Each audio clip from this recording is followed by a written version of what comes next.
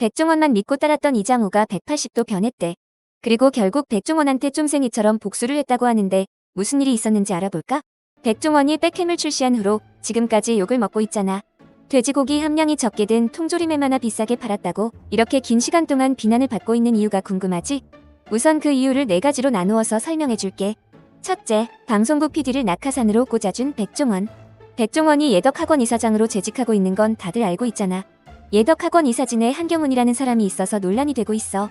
한경훈이라는 사람이 백종원의 레미제라블을 만든 PD랑 이름도 똑같고 76년생인 것도 똑같은 거야. 게다가 백종원의 레미제라블은 2024년 11월에 방영했고 백종원의 레미제라블 경연 참여자는 24년 6월에 모집했거든. 놀랍게도 예덕학원 이사 취임일은 그로부터 3개월 전인 24년 3월이었지. 이게 우연의 일치가 아닌 게 한경훈 PD가 직접 예화역으로 와서 초청 강의를 하기도 했어. 그리고 백종원이 방송국 제작진들을 상대로 갑질을 했다는 의혹에 한경훈 PD가 백종원은 그런 사람 아니다, 고마운 사람이라고 했었지. 한경훈 PD의 이력을 살펴보니까 백종원의 레미제라블, 백종원의 사계, 백종원의 국민음식 양식의 양식까지 대부분 백종원과 함께하는 예능 프로그램이더라고. 이쯤 되면 사학재단에 이해관계자를 취임시키는 것이 문제인 이유가 궁금할 거야. 사학재단의 본인과 관련된 이해관계자를 취임시키는 것은 법적 윤리적 논란이 될 수 있어. 사립학교법 개정 논의에서 사학재단의 회계 투명성과 운영 공정성을 강화하려는 움직임이 있어 왔거든. 그러나 일부 사례에서는 국회의원 본인이나 가족이 사학재단을 운영하며 사학법 개정을 저지하거나 사학재단의 권한을 강화하는 법안을 통과시키는 데 앞장서기도 했어.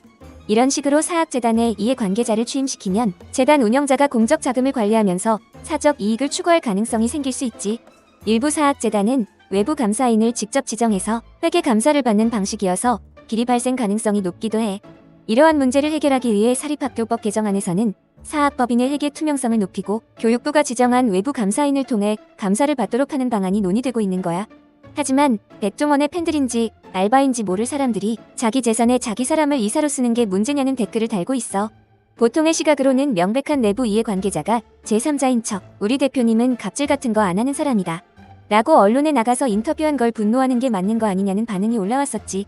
둘째, 잘 알지도 못하면서 전문가인 척하는 백종원. 백종원이 스트리트 푸드파이터라는 프로그램에서 후쿠오카로 가서 길거리 음식을 먹어봤어. 이때 백종원이 돈코츠 라면집에 들어가서 면을 조금 더 익혀달라고 하더라고. 그러면서 살짝 덜 삶은 면을 후추라고 설명해줬는데 사실 살짝 덜 익은 면은 카타라고 한대. 그러니까 백종원이 후추를 카타메라고 알고 먹었던 거지. 그러면서 돈코츠 라면의 발상지는 후쿠오카라고 말했는데 사실 후쿠오카가 아니라 후쿠오카의 옆 동네인 구루메래. 그리고 백종원이 돈코츠 라면을 맛보고 센 불에 돼지뼈하고 돼지고기 살코기들을 계속 우려낸 국물 맛이라고 언급했어.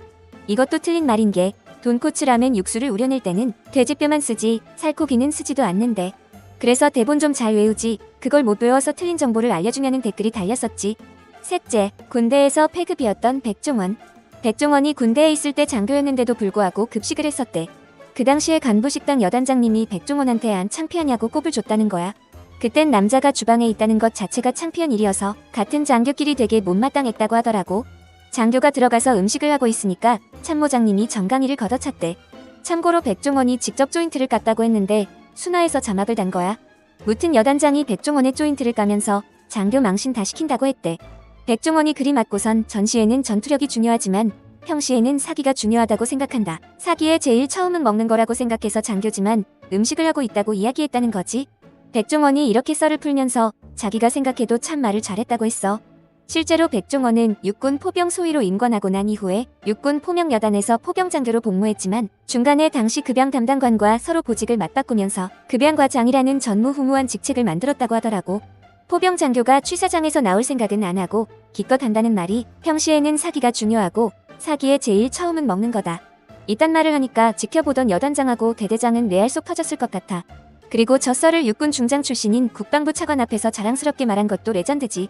그래서 이 장면을 본 네티즌들이 군 생활한 사람 중에 없는 보직을 만들어줬다는 말이 무슨 의미인지 모르는 사람이 없을 거라는 댓글을 달았어. 한마디로 백종원은 관심병사도 아닌 관심장교였고 그냥 답도 없는 패급으로 보인대. 쫓아낼 수는 없으니까 어쩔 수 없이 붕어빵병, 어항관리병 이딴 걸 만들어줬는데 마치 지가 잘해서 그 보직 받은 것 마냥 썰 푸는 거래. 넷째, 기자들한테 뇌물 주려다가 딱 걸린 백종원. 백종원이 청탁금지법 위반 소지로 정식 신고 당했대.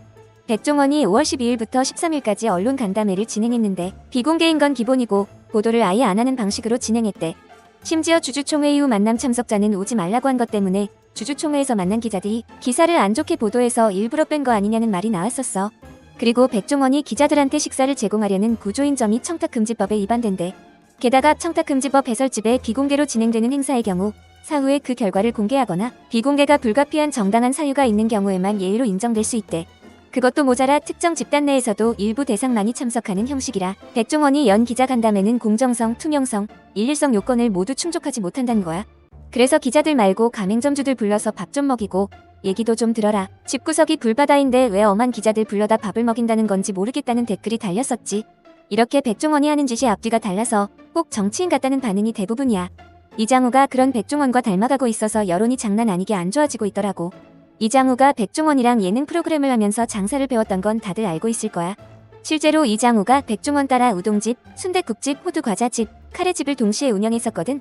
백종원이 직접 우동집에 방문해 이런저런 첨언을 해주면서 누구한테 배웠는지 몰라도 장사머리는 참 좋다고 했었지. 거기다 이장우는 백종원을 레미제라블이라는 경연 예능 프로그램에도 출연해서 심사를 보기도 했었어. 이 당시에 이장우가 차린 가게가 여러 개라는 사실을 밝히니까 백종원이 자기처럼 욕을 먹을 거라는 농담도 했더라고. 백종원 말대로 이장우가 욕을 먹기 시작했어. 이장우가 팔고 있는 순댓국에 순대가 거의 없어서 논란이 되자 이장우가 장금이장우라는 채널에서 해명을 했었지. 이장우 말로는 순대를 안 먹고 빼고 먹는 분들이 많아서 굳이 순대에 힘을 쏟을 필요가 있을까 싶었대. 예를 들면 당면 순대가 100원이고 고기가 많이 들어간 고기 순대가 200원이라고 하면 이장우는 당면 순대에 100원을 쓰고 대신 고기를 더 넣어서 준 거래. 이 작전으로 가격을 맞춘 거기 때문에 절대 싸게 하려고 한 게 아니고 이장우 본인이 순대를 싫어해서 자기 스타일로 만든 순대국이라는 거야. 그러자 이 영상에 백종원의 냄새가 진동한다. 와, 백종원이랑 똑같이 닮아가네. 그 스승의 그 제자. 와 같은 댓글이 달렸었어. 이런 식으로 대중들의 반응이 부정적으로 변하기 시작하니까 이장우가 정준하가 운영하는 유튜브 채널에 출연해서 하소연을 하더라고. 처음에 순댓국집을 오픈했을 때 장사가 엄청 잘 됐는데 매출이 점점 내려갔대. 이장우가 먹어봐도 맛이 없었고 장사를 막 하냐는 이야기가 들려와서 괴로웠다는 거야. 그 뒤로 이장우가 백종원을 대하는 태도가 달라지기 시작했어. 백종원을 그렇게 따르던 이장우가 백종원을 의심하기 시작한 거지. 장사천재 백사장에서 이장우와 백종원을 포함한 멤버들이 다 같이 장을 보러 갔을 때 백종원이 참치 김밥 하려고 참치를 산 거냐고 물어봤거든.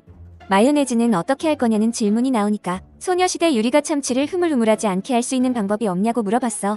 백종원이 그런 방법은 없다고 말하면서 어디론가 흩가버렸지. 그리곤 어디선가 파스타면을 가져오더니 파스타면을 삶아서 참치랑 같이 버무리라고 했어. 그렇게 주방으로 돌아와 참치김밥을 만들게 됐는데 이장우가 참치김밥에 파스타면을 왜 넣어야 하는지 모르겠다. 이해를 못하겠다고 한 거야. 백종원 말대로 파스타면을 삶긴 했는데 의심스럽다는 뉘앙스로 이야기했었지. 다른 날에는 이장우가 백종원이랑 상의도 안 하고 멋대로 메뉴를 만들어버렸어.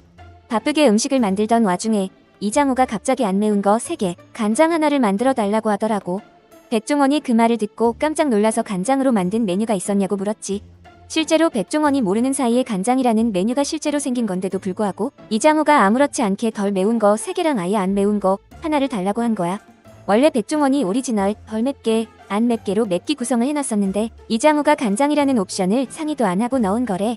일단 백종원이 이장우 말을 수긍하고 간장으로 만든 메뉴를 만들기는 했는데 인터뷰 자리에서 나중엔 간장까지 나왔다고 언급하다 먼 산을 바라보기도 했어.